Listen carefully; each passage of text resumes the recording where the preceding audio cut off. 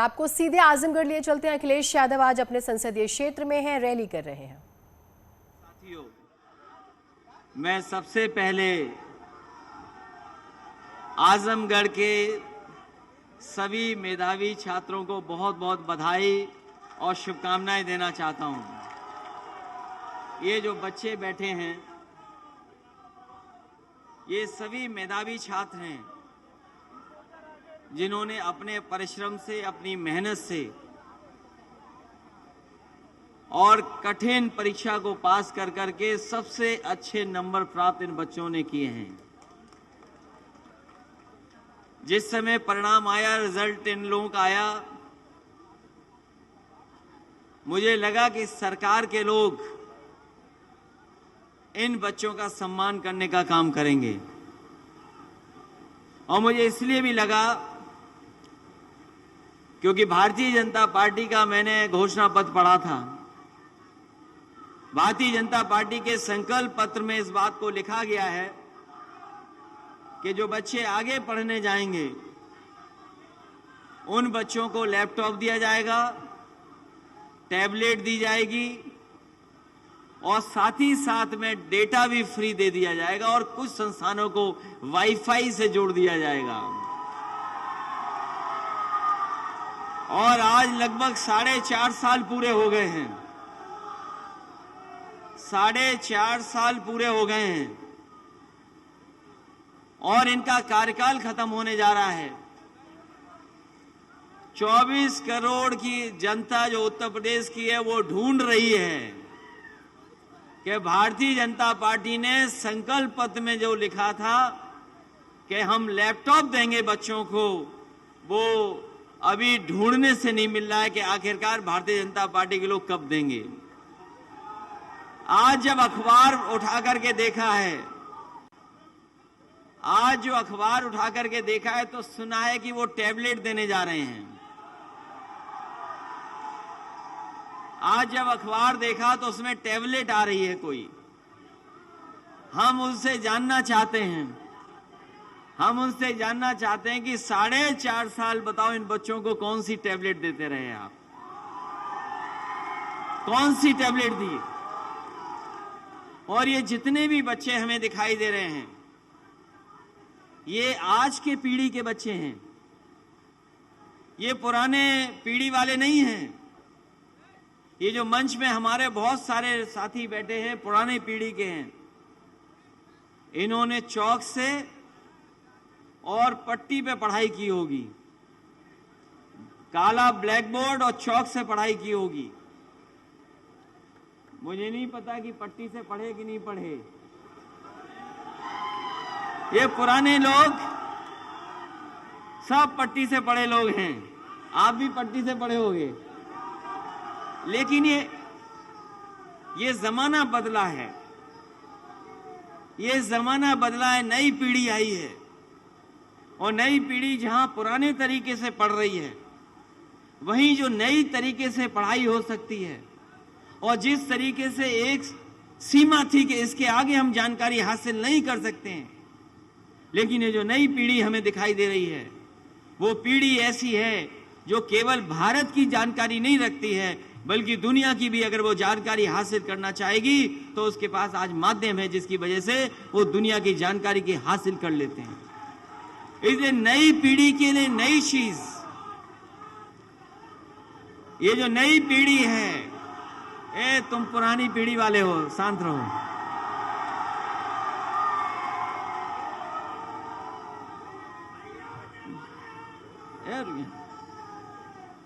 तो जो पुरानी पीढ़ी थी, पुरानी तरीके से पढ़ाई करती थी, बुजुर्ग हमारे पीछे बैठे होंगे।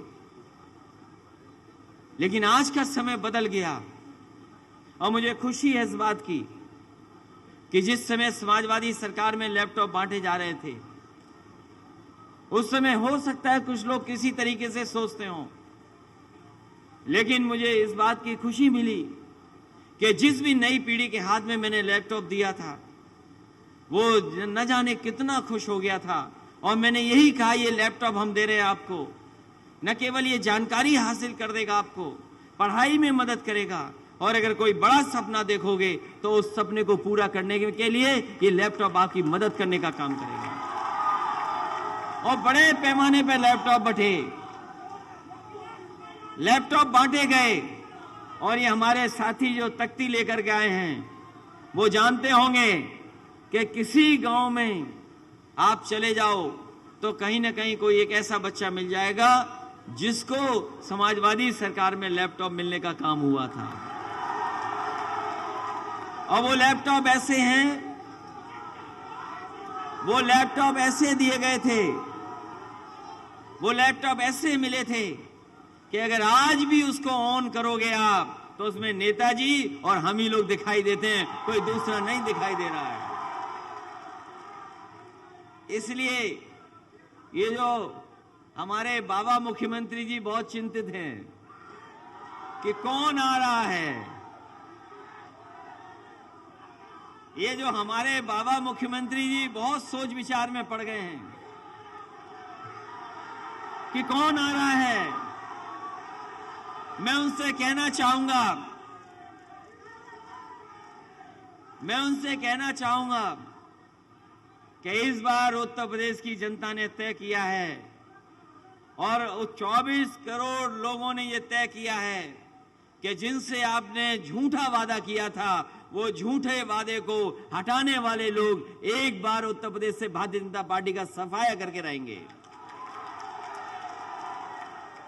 और आपको अपने आप दिखाई दे जाएगा कौन आ रहा है अगर समाजवादी सरकार का लैपटॉप खोल लोगे आप तो। हमें नहीं बताना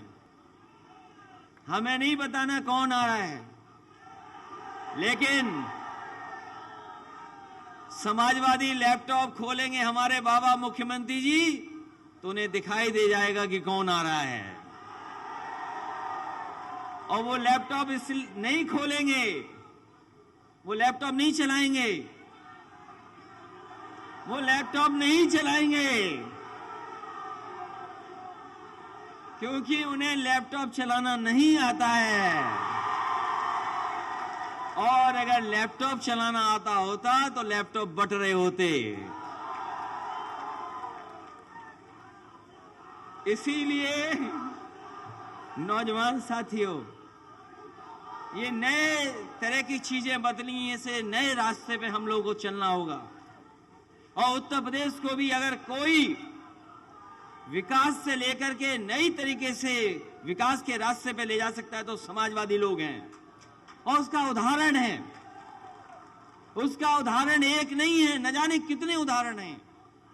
आज तो हम कुछ बच्चों को दे पा रहे हैं लैपटॉप, और वो इसलिए लैपटॉप दे रहे हैं क्योंकि भारतीय जनता पार्टी की सरकार को हम याद दिलाना चाहते हैं कि उन्होंने आप छात्र नौजवानों को वादा किया था कि हम लोग लैपटॉप देंगे, लेकिन अभी लैपटॉप नहीं दे पाए। उनको याद दिलाने के लिए और अपने बच्चों को भविष्य में हम भरोसा दिलाने के लिए कि जब समाजवादी सरकार आएगी तो मेधावी छात्रों को फिर इसी तरीके से उत्तर प्रदेश के बच्चों को लैपटॉप बांटने का काम समाजवादी लोग करेंगे। ये जो एम्बुलेंस चल रही है 108, 108 एम्बुलेंस चल रही है। आज से कुछ वर्षों पहले कल्पना नहीं कर सकते थे। पहले किसी ने नहीं चलाई, किसी ने इस तरह की एम्बुलेंस नहीं चलाई कि फोन किया तो एम्बुलेंस आ गई, आपकी मदद करने पहुंच गई। जब से ये टेक्नोलॉजी आई है, चीजें बदली हैं, तब से ये संभव हो पाया है कि अगर आप फोन करते हैं, आप जानकारी देते हैं तो आपके गांव में जाकर के एम्बुलेंस आपकी मदद करने का और इलाज के लिए अस्पताल ले जाने का काम करती है। अगर टेक्नोलॉजी नहीं होती और समाजवादी सरकार नहीं होती तो शायद ये 102 और 108 एम्बुलेंस इतनी अच्छी नहीं चल पाती। जहां इस व्यवस्था को अच्छा करना था, उस व्यवस्था को अच्छा नहीं किया। इस सरकार ने उस व्यवस्था को भी खराब करने का काम किया है। इसी तरीके से जो लोग जानते हैं 100 नंबर पुलिस का अब तो दूसरा नंबर हो गया है। हमारे मुख्यमंत्री जी ने नाम बदल दिया, नंबर बदल दिया। यही इनका विकास है, झूठा प्रचार ही इनका विकास है। पहले 100 नंबर थी, उससे पुलिस आती थी। अब 112 आती है, तब भी पुलिस आती है। तो क्या बदल दिया बताओ? जब 100 नंबर था तब भी पुलिस आती थी बुलाने पर, और अब 112 है तब भी पुलिस आ रही है। तो क्या बदल दिया इन्होंने? 100 नंबर था तो पुलिस बेईमान नहीं थी, लेकिन 112 करते ही पुलिस को पता नहीं क्या हो गया। ये नाम बदलने वाली, रंग बदलने वाली सरकार, नाम बदलने वाली, रंग बदलने वाली, और शिलान्यास का शिलान्यास करने वाली, उद्घाटन का उद्घाटन वाले करने वाली सरकार है। और मैं आजमगढ़ के लोगों से कहूंगा कि लखनऊ मत जाना। जरूरी नहीं जिस नाम से आप जाएं, लखनऊ से उसी नाम से वापस आ जाएं। वहां जो बैठे हैं उनका विकास ही नाम बदलना है। ये सड़क जो पूर्वांचल एक्सप्रेसवे है, ये जो समाजवादी पूर्वांचल एक्सप्रेसवे है, ये देश की सबसे अच्छी सड़क होती। जिस समय इस सड़क को बनाने का काम मैंने शुरू किया था, मुझे याद है इस सड़क को अच्छा बनाने का फैसला लिया था। और इसलिए अच्छा फैसला लिया था क्योंकि हमारा पूर्वांचल का क्षेत्र गरीब है, यहां बेकारी है, बेरोजगारी है, यहां के लोगों के बीच में अभाव की चीजें हैं। इसलिए जब सड़क बनाने का काम शुरू मैंने किया तो मैंने उस समय के अधिकारियों से कहा कि अगर आगरा लखनऊ सड़क बनी है तो ये जो हमारा पूर्वांचल का इलाका है, जो बलिया तक है, गाजीपुर है, आजमगढ़ है, सुल्तानपुर है, आपका अकबरपुर, अंबेडकर नगर है, इस इलाके को आगरा लखनऊ से अच्छी सड़क बनाने का काम करेंगे। और उस समय बनाने का काम शुरू हुआ, बनाने का काम शुरू हो गया। ये जो बाबा मुख्यमंत्री जी कभी कभी कहते हैं कि हमने 120 मीटर ली थी चौड़ी सड़क जमीन, ये उनका फैसला नहीं है, ये समाजवादी पार्टी का फैसला है कि 120 मीटर चौड़ी जमीन ली जाए। और वो इसलिए ली जाए क्योंकि हम अपने घर से अच्छी सड़क आपके घर की बनाना चाहते थे, उसका डिवाइडर चौड़ा रखना चाहते थे। उसका डिवाइडर चौड़ा होता, अगर मापदंड से काम होता और जिस तरीके से समाजवादी सरकार सड़क बना रही थी, तो आपके इस सड़क का डिवाइडर चौड़ा होता, 12 मीटर होता।